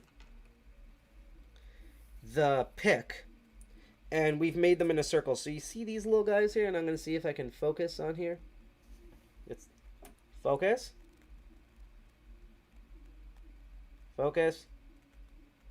Half of the show is just trying to get the camera to focus. There we go. So if you can see on here, there's like these, I have these little loop-de-loos here as I'm trying to get this thing to be in focus. Come on. Let me put this guy down, actually. I need 2 hands for this. If anyone has any questions in the chat, please let me know as I try to do this focusing circus. There we go. So if you see those feelers there, that's what they're actually called. Oh, come on. Why did I get a focusing camera if it won't focus? There we go. Maybe. Hang on. Okay, that one might do. Yeah, that one might do. So you'll see it. As I push down, it slides back. And then when I push up, it slides up. That's the actual pick. And so what we essentially do is all these feelers are basically individual lock picks. They all engage with the key pins, except like the key, they're done in a circle. And so what we do is I take this magnetic ring and I push this down so they're all flat. And actually with this, because I'm not going to show the see-through one, I can actually turn off the close-up camera and just do the normal camera. So as I said, I take this and that pushes them so they're all pushed max at the top, and then to make sure they're all flush, you take a flat surface with the Tubular Lock Impressioner and push down evenly on all sides. And so now that they're all even, what you simply do, now that we have the correct tool, is we line up the 2 notches so this fits. And then what we're going to do is we're going to press in, and as we press in a little bit, we're going to turn. We're going to pull slightly out, we're going to press in more and turn. So we're just going to keep pressing in and turning slightly, and what's going to happen is the feelers are all going to, because the rubber bands are tensioning them, move into the right positions where, just like with this lock, all the driver pins are at the bottom of the shear line, the key pins are at the top of the shear line, there's that space, and we're going to make a turn. So it's even faster. Even with simple master locks, I find this way faster than actually single pin picking a normal padlock. So here we go. We're going to do this, and hopefully it's not camera shy. So we're going to take this. This is the one that fits. I'm going to line up that notch, and then I'm going to push. I'm going to like do that. I'm going to push in, turn right a little bit, and it's like a push wiggle. So we're going to push wiggle this. Here we go. Push wiggle, push wiggle, push wiggle, push wiggle, and there we go. There's shear line. We got an open. So if you can see here, when I pull in, there's that little tab up here. See how it moves up and down? That's the actuator. So this is open now. And what's really nuts is if I bring up the close-up camera again, you will probably notice that all those feelers are now at different heights. And if I grab the key, they're actually cut at the same heights as the why is this not focusing today? This is like the worst day of streaming. You will notice that all the feelers are at the same cut heights as the key itself. So what's crazy is that as long as I don't reset this guy, right? Let's go back to the other camera. As long as I don't reset this guy, I can literally stick this in again at the same pressure, and it keeps working. So this just becomes the key. And if I was really smart, and let's say I lost the key to this tubular lock, I can get and measure all these feelers starting at the notch in a clockwise motion, then go down to a lock shop or like keyme.com and make a tubular lock and then replace the key, and that's the permanent key. So this is using, which is what's in this case, and I'll open in a second to put this all back. So I'm going to put this down and these guys and practice lock. Getting yourself a set of tubular lock impressioners, since bike locks are really common, and vending machines and elevators. Having a set, a lot of times they only sell one because there are tubular locks that only work on 8 pins or 7 pins. These are 7-pin ones, and there's also different sizes. I decided to do a series of different size 7-pin ones than one giant 7-pin or 8-pin one that only does one size, but I'll be getting more in the future because a lot of times these guys cost like $70-$80. I actually got this kit along with the clear lock and stuff for $40 on Banggood, but it was from China, so China mailed it really fast. The United States Postal Service, forget it, and especially since they're being defunded now and that the annoying Orange and Winnie the Pooh hate each other. Yeah, that I ordered them in January and it took until May to get. But yeah, getting a set of tubular lock impressioners, I would say if you feel like you're experienced enough with picking security pins and on base pin and tumbler locks that you see in like padlocks and door locks, and you've always wanted to open up these because to me the second common thing, tubular locks, then we're going to go to that. What other lock variants are there? Well, let's do this theme of starting off normal and then keep getting weirder. So, this looks a lot like a padlock, right? In fact, what this particularly does is supposed to be a latch that, this is the special one. This is supposed to be a latch. It's supposed to be, if I remember correctly, it's supposed to be an RV coupler. So this is designed to hook up stuff to your vehicle. Like if you ever see that vehicle with the bulge on the end, you can hook up like different wagons and stuff. That's what this is for. I have seen a lot of these in Jersey City being used as normal padlocks, which is about to get hilarious in a moment. Because I'll put it this way, this is this type's equivalent of a Master Lock number 3. These are really trivial to pick. However, there's something odd about them. So let's go back to the normal Master Lock number 3. So we're going to take a bottom of the keyway tensioner, right? And actually this time, instead of the short hook, I actually haven't used the half diamond in a while, which is funny because I started lock picking with the half diamond. Again, if anyone has any questions about what I mean by half diamond and hook, or you have any questions about what I'm doing, my hair, the show, hacking, what's your day, what's in my pants, I like chatting in the chat. If not, keep lurking, and I hope you learn some things. And if you like what you see here, you can click follow, like, share, and subscribe, and I will see the notification pop up, whether you're on Twitch, DLive, or YouTube, and I'll shout you out. It's really fun. Eventually, just because we're running out of money for everything, we are going to put up places where you can donate, like, cryptocurrency and cold hard cash to us so I can get, like, more lockpicking stuff in the future and things to show on the channel, but that will be for a future thing. Hopefully, we'll announce that later in the month. So we're going to use a half diamond on this, and I'm going to go in, and I'm going to do light tension on the bottom of the keyway tension wrench. I'm going to move the correct pins, what I think is the correct pins. Let's try that again, because I haven't used the half diamond in a while. It's slightly different feel, so this actually might take a couple of tries, so this is going to be fun.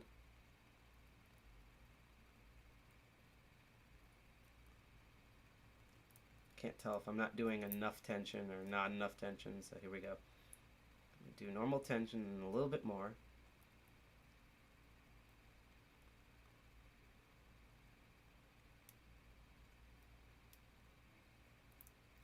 Okay, hang on. I want to zip this and see what happens.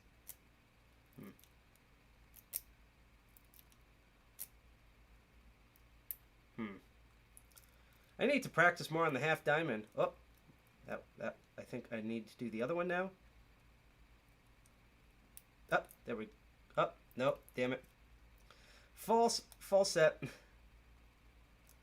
We have to restart and try that one again. Normally, like if I did the short hook, this would open up in like 3 seconds, but because I'm using a tool that I normally don't do, and that actually shows you how much I probably need to go and re-practice again. I should probably do that off cam, is go through all with the short hook again. And then I can claim to be the master of unlocking and do that. But let's go back to the short hook just because I'm so used to that.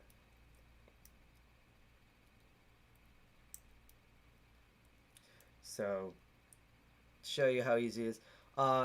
So a user said, something I've been curious about but haven't been able to find an answer yet. What year did the Master Lock stop stamping Milwaukee WIS on their locks? That is a good question. I actually don't know. That is totally, my mentor is Main Night Owl. You can easily find him on Twitter, and he has his, there we go. He has his, damn it, why am I screwing up now? It's because I'm on camera, and I'm not supposed to be filming today, but I am because I love you guys way too much. I mean, guys, all of you key pins and master pins. My mentor, Night Owl, his apartment is literally like a giant museum of locks.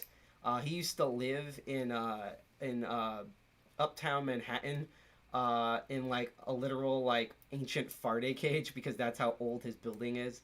And he has a lot of vintage locks and stuff. So if you go to NITE0WL on Twitter, you can ask him that, and he'll probably give you the answer, because unfortunately, I know like general lock history, and I know like a lot of the scenes history, but I'm kind of not familiar of like a lot of detailed histories of locks like that. So unfortunately, I can't answer your question, Mona, but if you want to ask my mentor that, he can. He's probably going to yell at me later. Okay, so I don't know why my brain's not working. Let's... Light tension. Go in. Come on, you've done this a million times.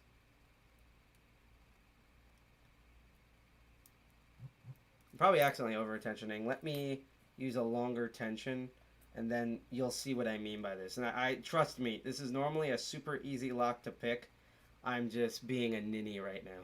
So, you know, this is one of the reasons why I like doing this live, because live on stream as opposed to a pre-recorded video, because I could do these pre-recorded with like no cuts, but what I like about live is not only the interaction with the the interaction with the chat, but you know, I also like you know, you get to see when I have bad days. You get to see when when tools break, or when I can't think.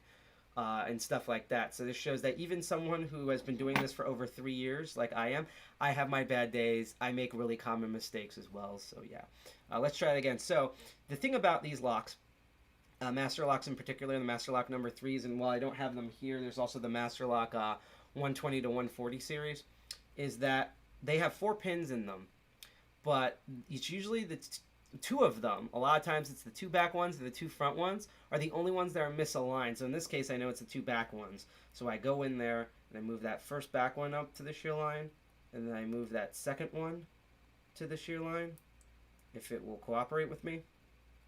Let's try that again. That probably did way too much pressure. So basically, I'm also smelling the food that Jack cooks. He cooked me some food, our co-founder, because a lot of us live together, and like, so that's probably really distracting right now. But since this one wants to be camera shy, basically I go in, I move the 2 back pins there. Okay, because I'm having a bad day, I'm actually going to grab my Master Lock 140 out of the case, because they're way easier on the hands. And we'll try this again. So again, bottom of the keyway tension, you put that in there, right? And this is going to be the same problem as Master Lock number 3. So I go in, and it's going to be the 2 pins in the back.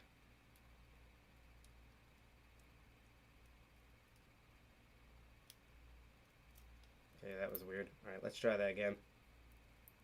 So I go in, put some light tension on it, and I just move the 2 pins in the back. Why does everything want to be camera shy now? What the hell? Ah! See, this is why yesterday I was like all gung-ho to film and everything. So like, this is why I film on Sundays, because if I did this on Monday, I would be like, this type of stuff would be happening all the time like it is right now. So here we go. So I have the light tension on it. Just want to make sure. Okay, light tension.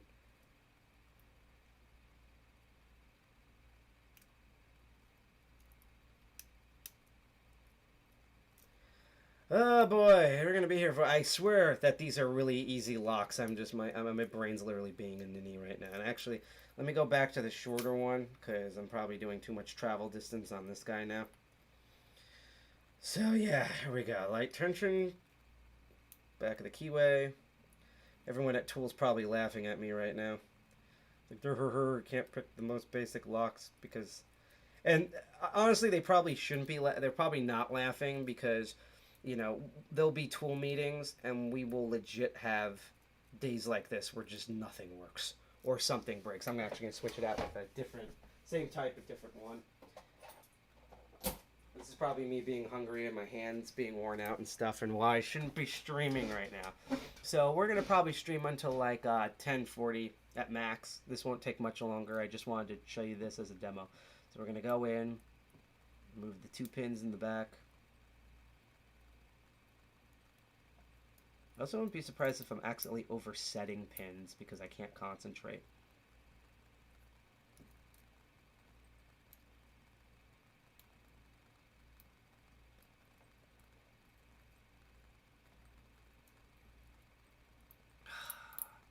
This is going to be one of those days. Alright. Let's try this with the surgical method.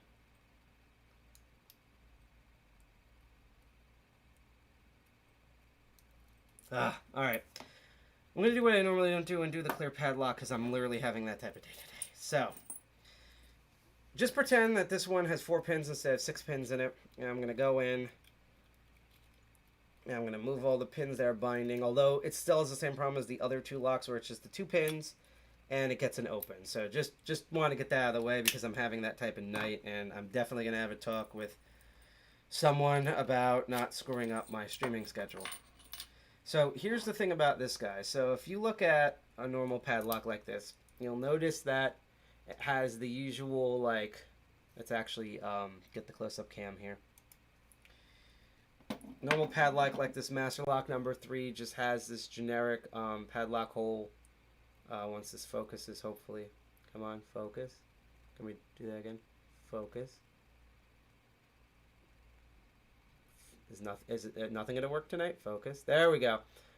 You'll see it's a normal, like, I think it's a Schlag keyway. And if I tilt this up, you'll see that little bullet in there. That's the key pin. Now I'm going to take that other lock and do the same thing, except you'll notice something kind of right away. That did not look like the other keyway. There's like 2 ridges on the bottom. It's just a flat slot. What is that? Well, this is what is known as a wafer lock. And in fact, if I can, I am going to go back to the browser. Actually, let me set up something here real quick. I'm going to go to the browser and show you a video that you've probably seen me air before about wafer locks.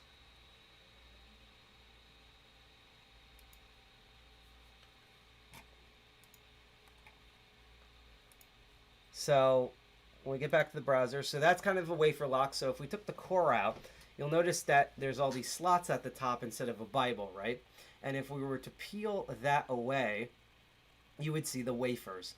These were made after pin tumbler locks. These are supposed to be the successors to them. You'll often kind of see this lock system. Sometimes you'll see them on briefcases and luggage that are built-in locks, or like old cabinet drawers. But these were really common. These were really common on car doors. And I'll actually show something really cool after we pick this guy in a moment about that. So if you ever looked at your car keys or look at the slot for the car key lock, they all have wafer locks in them. And as you can see, so we're going to take the wafers out. That's what the 2 looks like. And it uses the same thing. You still use the spring tension, but instead of key pins and driver pins, it uses an entire wafer. And the thing is, you can spring them on either side, meaning you can push and pull them at opposite different directions. So unlike the key pins and driver pins, they're not limited to all the springs being at the top. You can do them in different directions. And that's actually how they do the double-sided keys. And what basically happens here is when the key puts in, you see how they're all at the shear line? I think he's going to take the key out. When he takes the key out, those little, or he didn't, he probably did it earlier, those little bumps at the top get in the way of that shear line. When you put them in, all of the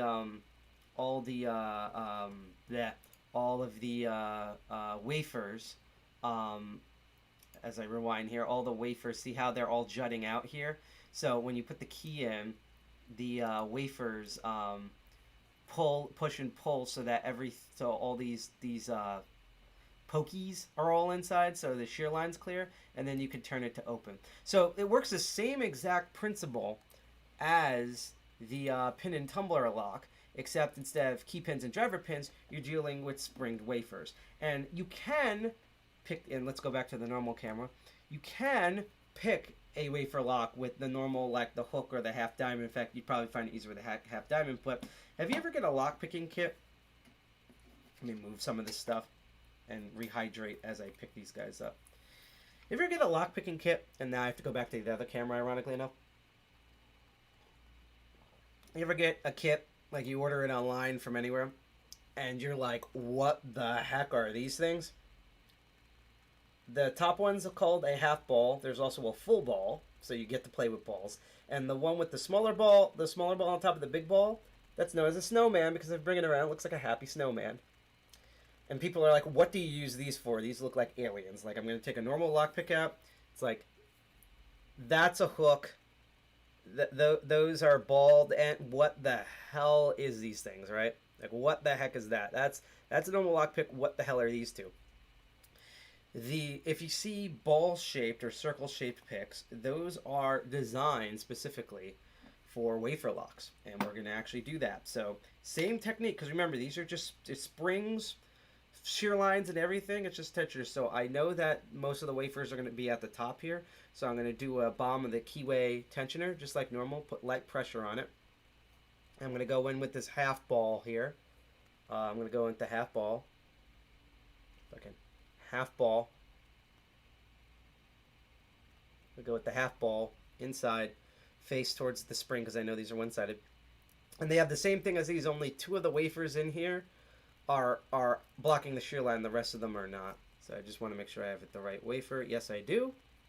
So I'm going to put those in there. I'm going to move that one back wafer and the other back wafer. And hopefully these won't have the same problem that I've been having with the basic locks for no reason since I came back from break. Yep. And move the actuator, and we have an open. In this case, to move the actuator, it's not very far. I only had to turn it slightly, but it just opened up. And one of these days, I'm gonna make or create a cutout one.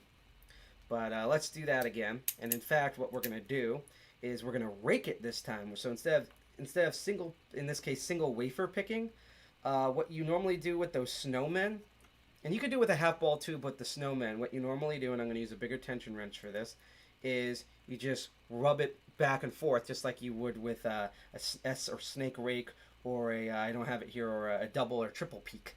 You don't use this like a city rake. You normally don't wiggle, although there are like auto jigglers that will do that with wafer locks, but in this case, it's that same back and forth motion like you're brushing your teeth. So actually, I'm going to use the smaller tensioner because the snowman is so huge that it can't fit in there. That's what she said. It should hopefully fit now. So a little bit. Actually, it doesn't fit at all, so we are actually going to rake this with the half ball. It's the same principle with the half ball as I'm going to go in. And again, the snowman and the full circle or the full ball is for when the wafers are on both sides. There's only one side. So what I'm going to do is I'm going to go in there and I'm going to do that brushing the teeth motion while I apply the pressure. I could also technically zip this open the same way. And it opened here. I'm going to stand up and do this vertically so it doesn't look like I'm doing a magic trick. So I'm resetting the core with the wafers. So I'm going to put this on. Let me actually go on the other camera here possibly. So I'm going to put this on. I'm going to do tension in the worst way possible using my pinky fingers just so I can show you people. And then I'm going to go in and I'm going to do the same. Brushing the teeth back and forth motion. Actually, let me reset that. Because again, I'm not used to tensioning this way. This is literally just to show all you people at home. And as you can see, it just popped open. So yeah, if you ever see any picks with like half circles or circles on them or multiple circles, those are for wafer locks, like this one here. I'm going to get more wafer locks in the future, and in the future episode of not only Master of Unlocking, but when we do in-person, where did I put the half ball? There it is, lockpicking sets. I want to show you something that's related to that. So, I forget the person's name, but they donated these to me because unfortunately I don't have them. And I do want to get the base ones too. These are kind of more specialty, and I might actually make my own single pin picks for these. These are these Goso picks. I normally don't like these because they're from China. Goso is a Chinese company. And China does make some good products, but this is not usually one of them because they use this very cheap, easily bendable, breakable metal. And they have these, like, what they call these bread handles. And you would think you would hold them, you know, like you would think the ridges would be on the bottom. If this was a single pin pick, like, you have to hold it like that, which was like why the ridges are on the top. You would hold it like, it's just dumb. But what's unique about these are designed for wafer locks. These are designed for double-sided wafer locks, and these are for cars. You're supposed to go in there and go rub them back and forth until you get an open, especially with these two long ones that work more like jiggler keys.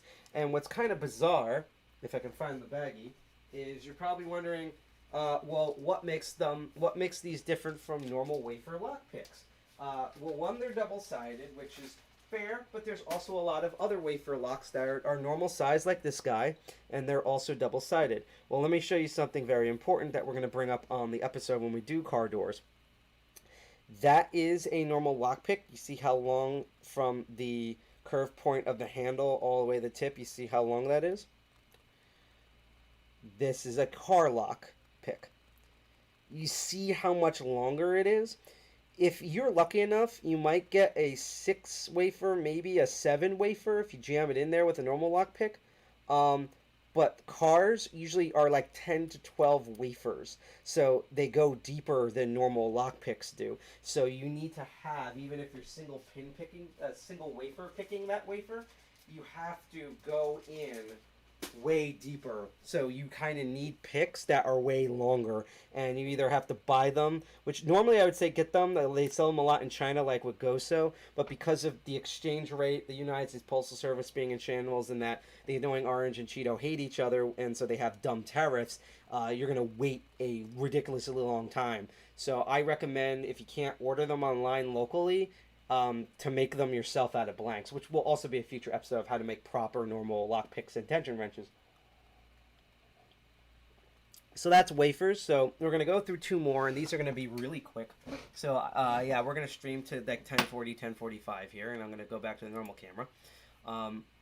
Actually, I'm going to set up something completely different now. So hold on. So these are the next thing I'm going to bring up is Warted Locks, which are very interesting and hilarious because there's so many misconceptions about Warted Locks, and I'll show you why. And again, if anyone has any questions or comments about what I'm doing, or if I'm going too fast, slow, want to learn some things, shout things out, please say so in the chat. I love interacting with you folks, so all you key pins and driver pins out there.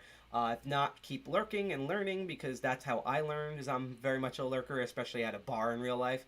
If you like this content, if you want to see like some of the shows later this week, like Master of Unlocking, Hack All End Commander on Wednesdays with End Commander, or Archvile Linux Perspective with our co-founder G.I. Jack, or my other show, Crypto Barons, will be up this Saturday, and get notifications on September 18th when we're having the actual meeting. Please hit that bell, like, share, subscribe on Twitch, DLive, or YouTube. If you do, I'll see a notification pop up on there, because I have it set up now for all 3 of those services, and I like to shout those out in chat. So, here we go. So, here's a master lock. It's that master lock number 3. Let's see if I get the right one. There we go. Here's another master lock, and outside of, I guess, the shackle being it being shorter, these basically look identical, right? Like, you wouldn't think there's anything different about them. Well, again, let's look at the bottom of this guy. Actually, let's go to the other camera again. Let's move the mouse over. There we go. We've shown this before. This is just your normal, if this focuses, this is just, your normal pin tumbler lock. And again, if I tilt this up, you can see that pin in there. Let me show you that. This was the other lock. Let me show you the other one. What the heck is that? It's also sideways. And if I correct this, it's jiggly. It spins in there. So what's going on here? What did he woo? Why is that one on the right so much different than the one on the left? Well, the one on the right is a Warted Lock.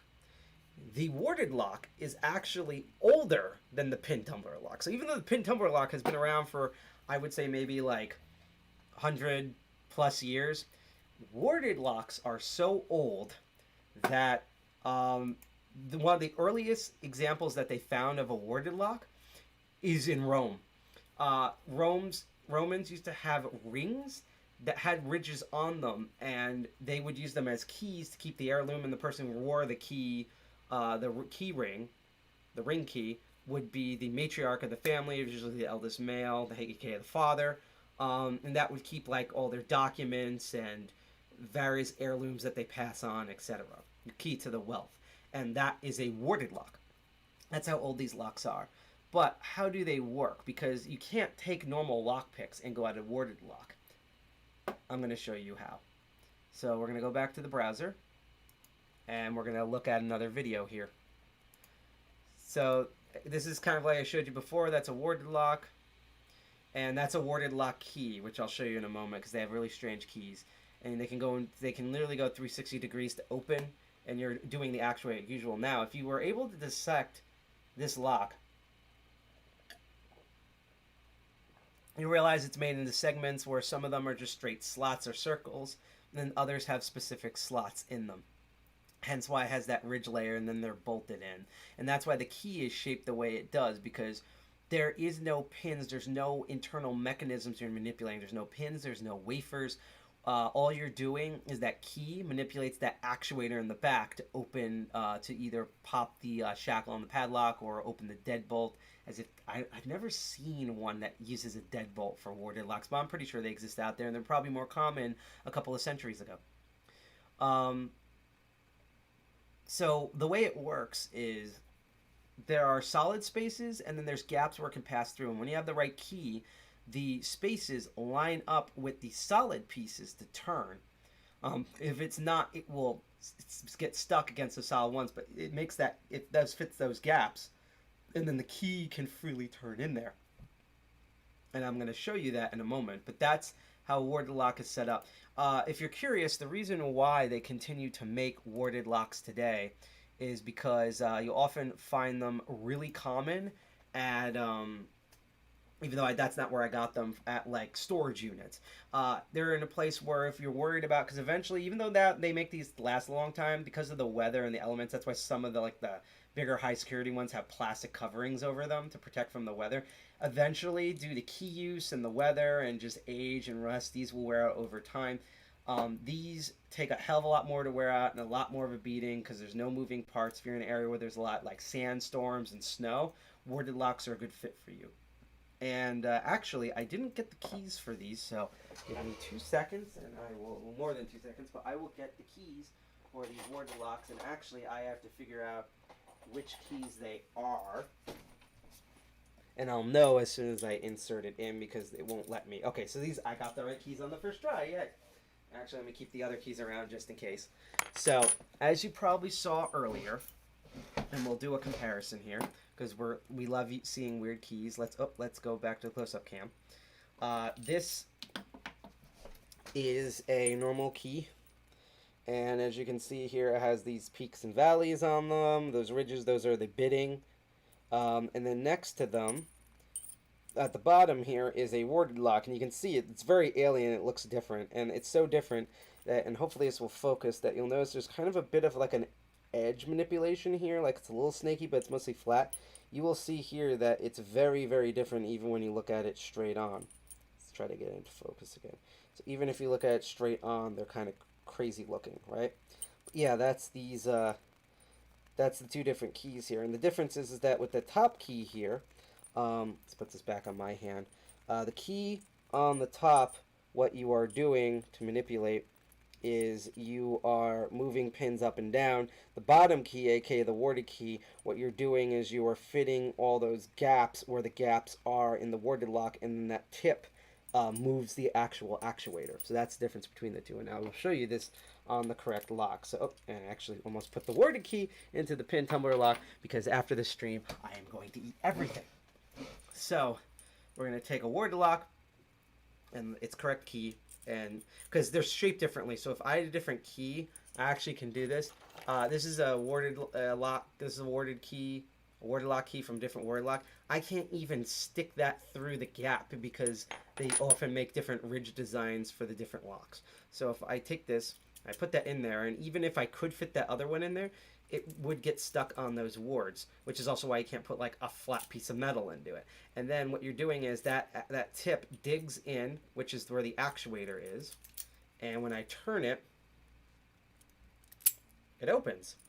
And what's neat is you don't really have to do much, and you notice it's not the dramatic loose pop, and I can actually spin it 360 degrees in the other direction, and it also opens. Because again, it's only using the actuator. That's the fatal flaw in this. Because someone kind of realized, hey, you only need the tip for these. So all you need to do is figure out what are the most common tips in these, let's try to do the other camera. What are the most common tips used in these Warted Locks? You can ignore everything else if the metal is thin enough. So what they came up with, after much research, is what we are sometimes called Warted Lock tryout keys, or the cooler sounding name Warted Lock picks, even though you're not actually technically picking the lock. It's more of a bypass tool than anything technically, but you know, cool sounding name. But yeah, these are what you would use on Warted Locks. And so these are the most common head types on a Warted Lock that actually deals with the actuator.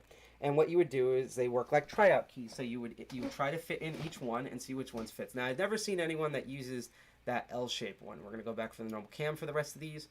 So I'm going to grab that lock again. And if I remember correctly, I think it's the tiny double head one that we're going to use. And remember, this is not the key. These are just tryout keys. I bought these at Sparrow's. I think these were, they're either $8 or $12. I'm not sure, but they're cheap. So I put those in and I dig it, yep, in the actuator, and I'm going to turn it and see if it opens. Okay, it turns but didn't open. Maybe I didn't do enough pressure. Let's try this again. Yep, and it just opened. Let's try that again. I'm going to hold it in a weird position, and I'm going to spin it the other way and see if you can get more dramatic open. Yep, and it just opened.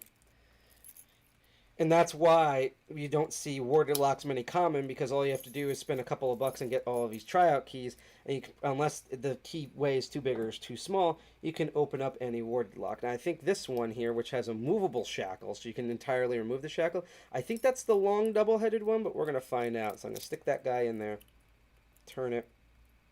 That one didn't turn. Let's try the wide single-headed one, which is somewhere in here. Let's let them dangle again. Where are you, wide single-headed one?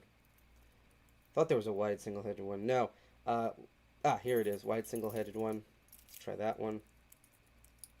Okay, so this one's also a short-headed one. So let's try to do a short one here. See if that works. Catching on something, but I think maybe it's the short double-headed one. If not, we'll go back to the single double-headed one because I may have just put it in wrong.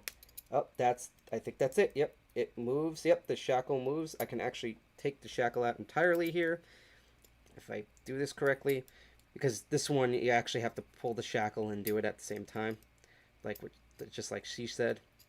Yep, and I just removed the entire shackle, which is how this is supposed to work. So yeah, that opened it. And actually, I need to open it again in order to put the shackle back on. So, I'm going to put pressure on the shackle. Remember, this is not the original key either. So, oh, that's too deep. Put it in too deep. That's what she said. Otherwise, I can't put it on a flat surface. So, that should be deep enough for now, like she said. But yeah, that's Warted Locks. All you need is to get tryout keys. They sell them on Southord, Sparrows, Peterson's, like any place that has lockpicking tools pretty much have these Warted Lock, Warted Lock tryout keys, or Warted Lock picks sometimes they're listed as. There's 5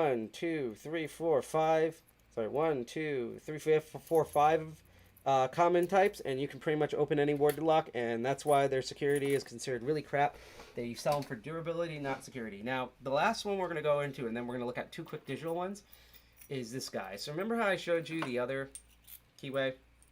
Is I think the last time we're going to use the close-up cam. So Zinkar said, thanks for the stream. I got bounced a little early. Also, thank you for the TMBG reference, doing things a triangle can. I'm an idiot, and I don't know what TMBG means, but I guess that's a cool reference. I have several Warted Locks, but I need to get the tryout keys. Yes. If you want to and if you use those again, if you rely on those Warted Locks, don't. again, we subscribe to the tool rules. But if you if you just have warded locks and you're not going to use them and you want to do the tryout keys, you can. They're also really useful to have because a lot of times people forget the warded keys on for the warded locks, and that's way simpler to do than single pin picking a pin tumbler lock. But let's go back to this. So I'll see you, Zincar. I don't know what TMBG means, but hopefully someone in chat will tell me later. But thank you. I'll see you around. And I wish I was streaming yesterday, but that was a whole kerfuffle. So remember I said before, that's like the normal... Again, pin tumbler lock. You can see that little bull in there at the key pin. Well, here's something nuts. What the heck is that? That's just a generic slot. And if you kind of look in there, you can see there's like little bits of metal at different angles. Like what's going on with this guy? Even if you look at the cores, what is all of this? This is known as a disc detainer. And you probably have seen disc detainer keys because, and I have a clear disc detainer because, you know, we like our clear locks here. That is a normal key. You can see all the different wards and stuff. Eventually I'm going to have to get another Sparrow's background thing. I don't know where it went. But that's a disc detainer key. It's like a flat slot. Has these weird groove edges in it. So whether you look at the lock or you look at the key, you're like, what the heck is that? Well, like its namesake, there are little individual discs in there instead of pins, but they work on the same exact principle as the pin and tumbler locks, just you're using circular discs. So what these are is that this key has little cuts, if you notice, that are at different angles, and you'll often notice it's on both sides. If you look at a disc detainer lock, and I'm going to try to hold it up to a certain side, you should be able to see in there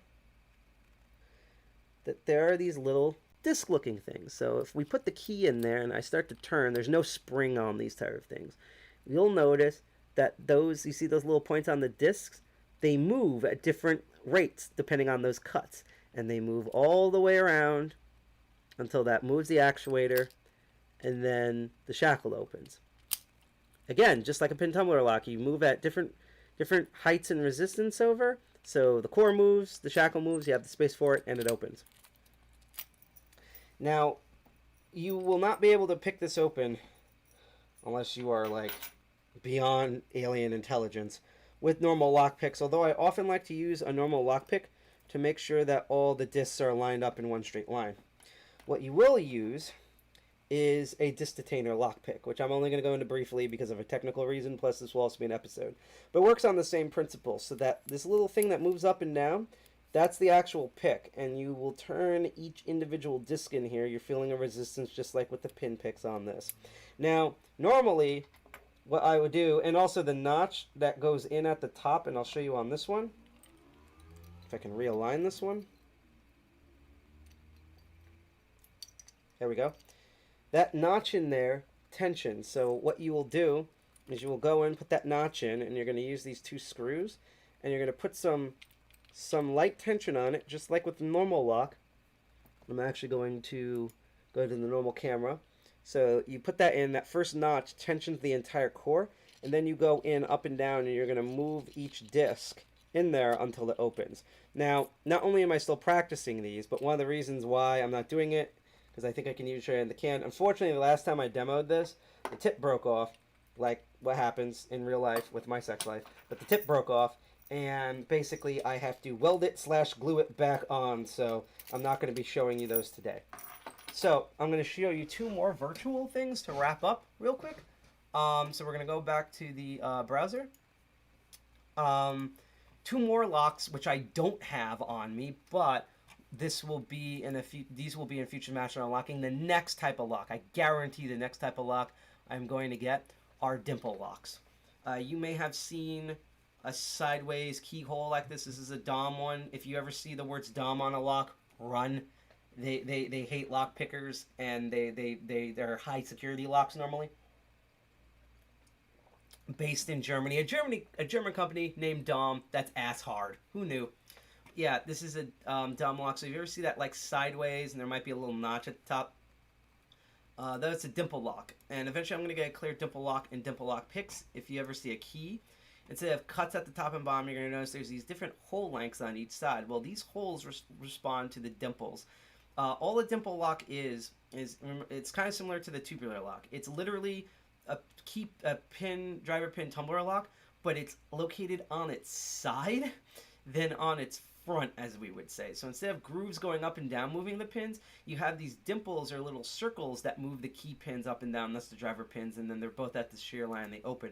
But unlike Tubular Locks, it's in the same front-facing pin tumbler, as you can see here, operation. So in the future, I will be getting a dimple lock with dimple lock picks, and that will be its entire episode. Another variant, which I unfortunately don't have, are called cruciform locks. This one is an uncut one, so called cruciform because it makes a plus shape or cross shape, hence crucifix.